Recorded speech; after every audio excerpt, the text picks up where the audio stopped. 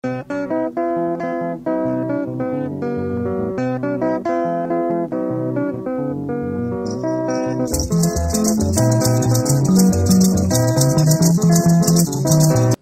amis, nous fermons les yeux. Ce qui nous provoque, nous n'allons pas aller dans le chemin. Mais vous devez savoir que vos stratégies ont déjà des limites. Parce que nous connaissons. Nous sommes même en train d'anticiper. Vous avez déjà vu une église, au fait, d'ailleurs, cette histoire de cercle de Ndaïwel, oui, n'est pas dans l'église catholique. Le comité laïque. Le comité laïque. Mais qui a voulu mobiliser les gens quand il est rentré avec l'argent de la Belgique, de cette communauté de Belges? Parce qu'il est venu avec l'argent pour mobiliser des millions. Mais on peut mobiliser. Les musulmans peuvent aujourd'hui, dans un État, peuvent mobiliser les musulmans dans les mosquées. Ou les églises de réveil de Kankenza peuvent mobiliser les fidèles dans l'église pour marcher. Mais ça veut dire quoi? Vous voulez opposer les chrétiens entre eux. C'est ça la politique de Monseigneur Monsengo. Il n'a pas commencé aujourd'hui. Le 16 février, il a fait tuer les gens. Qui ne connaît pas ici à Kinshasa que les gens sont morts le 16 février? Et qui était à la base? Qui était à la base de ça? On a fermé la conférence nationale souveraine. Il a demandé aux gens d'aller marcher. Et d'ailleurs, nous avons même des cicatrices ici. On va refermer ces chapitres. Et on voulait rééditer l'exploit de 1992. Mais, Dieu merci, nos autorités policières ont anticipé l'événement et ils ont étouffé l'affaire. Et là, il faut remercier les autorités pour avoir étouffé l'affaire. Parce que cette histoire, selon lui, c'était l'écoulement du sang. Et nous avons évité l'écoulement du sang à Kinshasa. Remercier quand même les autorités policières pour avoir fait ce grand travail. Mon Dieu, je me rends compte qu'il ne nous restait plus que 5 minutes, alors que l'émission devait être consacrée à l'étude de la réforme des entreprises publiques. Je ne sais pas si on doit encore faire revenir M. Inga ici, dans 5 minutes. C'est quand même un terme important. Je ne sais pas si on va y entrer. Mais parlant quand même de Monsengo, vous dites que c'est un homme d'église, il devait rester au milieu du village. Aujourd'hui, par exemple, si nous parlons de Noirs en Afrique du Sud, c'est à cause d'un homme d'église, Desmond Tutu, qui s'est élevé contre l'oppression. Si nous parlons aujourd'hui des Américains noirs, c'est à cause d'un homme d'église, Martin Luther King. Vous condamnez Monsengo qui se mixe dans la politique, mais lorsque Marini Bodo soutient les pouvoirs, là c'est bon. Lorsque Kankienza, Mukuna, Soni Kafuta, qui sont très proches du pouvoir, soutiennent le pouvoir, là tout le monde est bon. Lorsque les musulmans, avec le cheikh Abdallah Mangala et même son remplaçant soutiennent le pouvoir, là c'est bon. Mais lorsqu'il y a une voix discordante comme celle de Monsengo, vous voulez le soumettre en léchage. Et il faut que Monsengo aussi soutienne notre camp. Pour que non. Et vous ne savez pas, dans le monde, les guerres les plus dangereuses dans l'histoire, c'est les guerres des religions. Aujourd'hui, la République centrafricaine est déchirée à cause des guerres des religions. Attention, ne nous amène, que Monseigneur Monsengo, pardon, ne nous entraîne pas au Congo dans la guerre religieuse. Aujourd'hui, nous sommes en train de vivre l'antisémitisme. Attention, attention. Papa Monsengo, avec beaucoup de respect, il ne faut pas mettre ça dans les têtes de nos chrétiens catholiques. Que l'Église se divise. Chers amis, nous devons prier pour notre Église.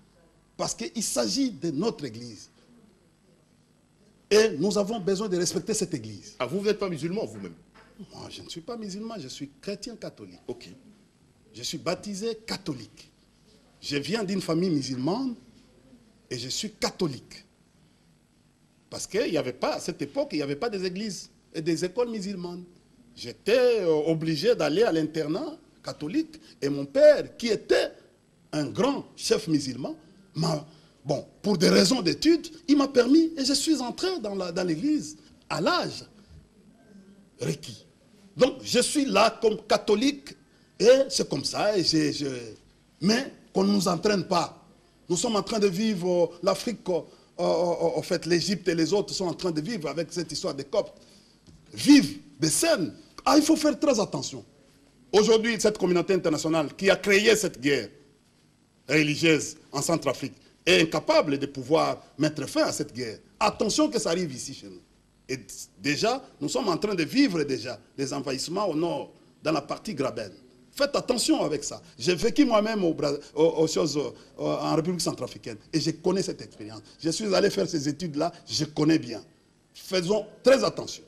Nous n'avons plus besoin qu'il y ait encore des milliers ou des millions de morts dans ce pays. Cher ami, tu m'as entraîné dans la politique, je voulais parler de ce qui est important. On reviendra parce que l'émission est terminée malheureusement. On paie parce que il faut... Non, c'est un thème tellement important que je mérite que vous ayez tout votre temps.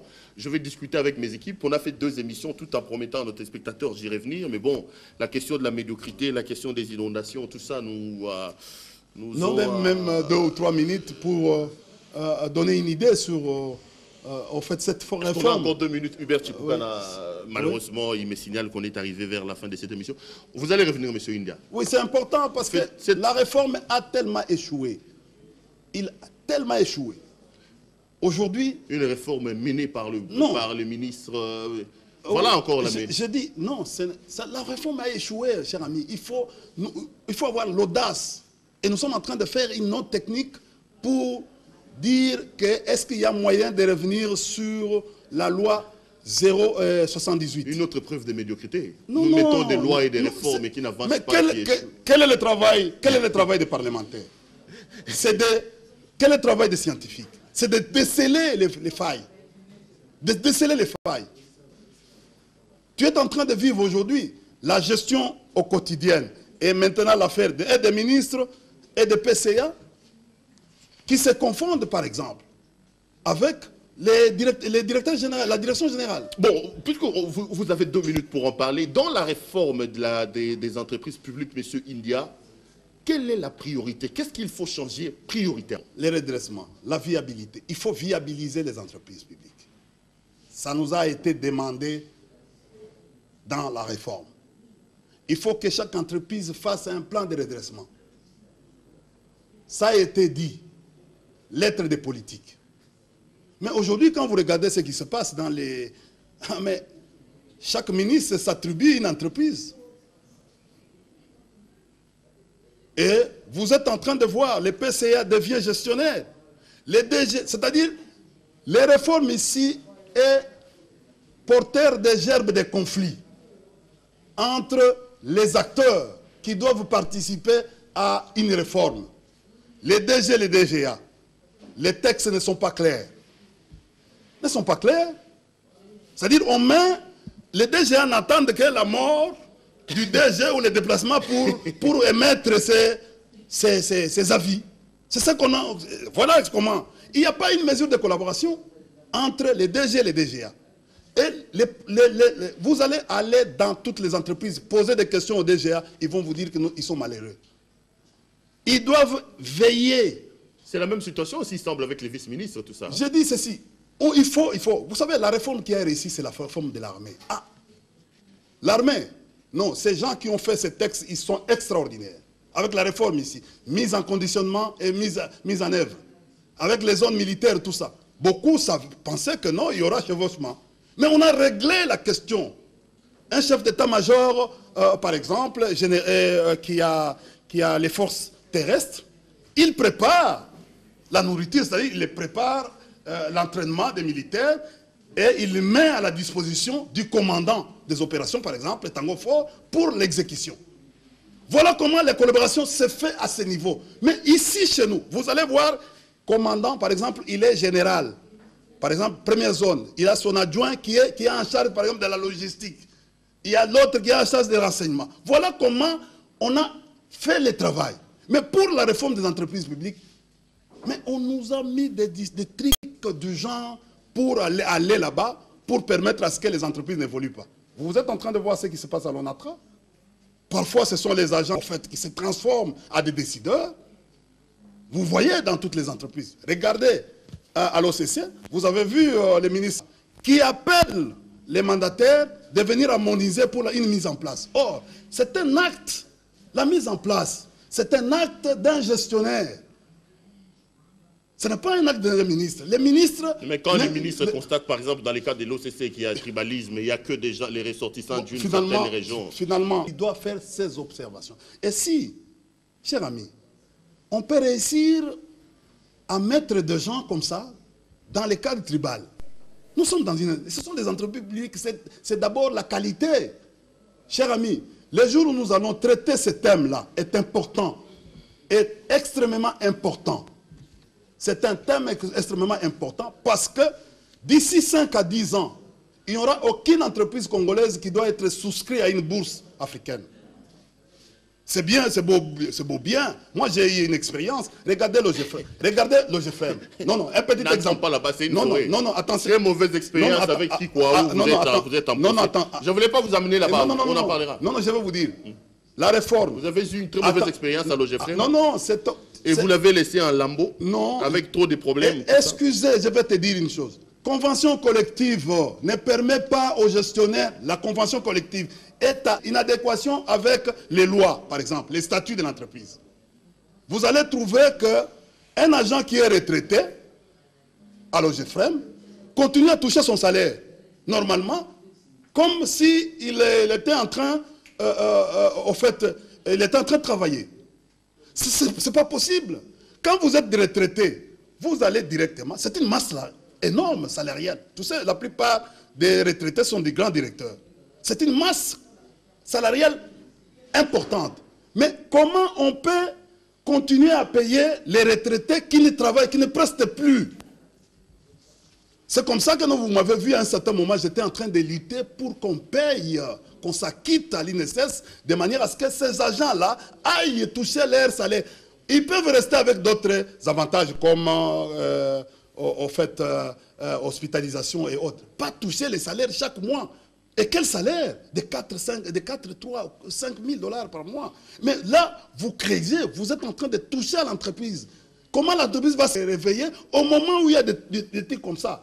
Cher ami, le jour où nous allons traiter de l'affaire de cette histoire de réforme de l'entreprise publique, tu me donneras raison. Vous avez des révélations à faire. Madame, messieurs, je suis dans l'obligation de vous donner un autre rendez-vous avec monsieur India Omari. On devait avec lui parler aujourd'hui de la réforme des entreprises publiques. Malheureusement, on est allé dans d'autres choses. Monsieur India, grand merci d'être venu nous voir. Merci. Revenez quand vous voulez ici chez vous. On va trouver un autre temps pour parler de la réforme des entreprises publiques. Malheureusement, vous étiez venu exclusivement pour ça. Nous avons promis à nos téléspectateurs d'en parler. Mais les questions environnementales et la question de la médiocrité nous ont pris beaucoup de temps. Parlons justement de l'environnement. On veut saluer notre environnementaliste à maison. Monsieur Salomo Bimancha Kalala. Oui, j'ai beaucoup travaillé avec lui dans le parc. Hein. Parcs. Non, il nous a accompagnés pour la réforme des Virunga. Nous avons fait un travail extraordinaire pendant les moments les plus difficiles. Tu vois, on avait pris un directeur blanc pour éviter les clivages régionaux. On va les saluer, oui. On va justement les saluer, lui qui Salomo Bimancha Kalala, qui a un amour pour l'environnement.